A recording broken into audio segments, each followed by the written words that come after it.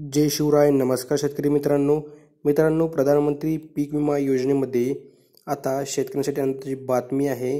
विमा भरण्यास तुम्हाला मुदतवाढ देण्यात आलेली आहे. मित्रांनो, पीक विमा भरण्याची शेवटची तारीख 15 जुलै होती, आजचीच होती. परंतु अनेक असे शेतकरी आहेत ज्यांचे अजून देखील पीक विमा भरणं झालेलं नाही आहे. तर त्या शेतकऱ्यांसाठी आनंदाची बातमी आहे. आता तुम्हाला मुदतवाढ देण्यात आलेली आहे. 31 जुलैपासून तुम्हाला पीक विमा भरता येणार आहे.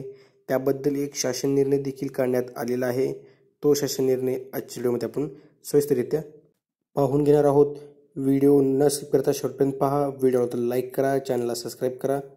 चला व्हिडिओ सुरू करूया.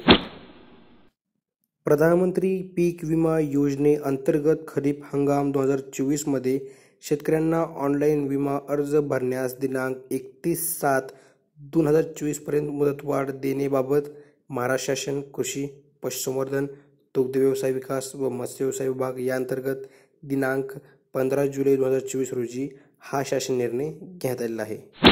केंद्र शासनाच्या मार्गदर्शक सूचनांनुसार प्रधानमंत्री पीक विमा योजना खरीप हंगाम 2023 ते रब्बी हंगाम 2025-26 मध्ये अधिसूचित क्षेत्रातील अधिसूचित पिकांसाठी राज्यात राबविण्यास दिनांक 26/6/2023 रोजीच्या शासन निर्णयान्वये मंजुरी देण्यात आलेली आहे.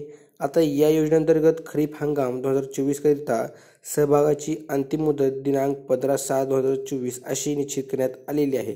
तथापि शेतकऱ्यांना या योजनेत सहभागी होण्यासाठी काही येणाऱ्या अडचणी विचारात घेऊन योजनेत सहभागासाठी पुरेसा कालावधी उपलब्ध करून देण्याच्या उद्देशाने केंद्र शासनाने संदर्भ क्रमांक 2 येथील पत्रान्वये दिलेल्या मान्यतेस अनुसरून प्रधानमंत्री पीक विमा योजना खरीप हंगाम 2024 मध्ये शेतकऱ्यांना ऑनलाईन विमा अर्ज भरण्यास दिनांक 31/7/2024 पर्यंत मुदतवाढ देण्यात येत आहे.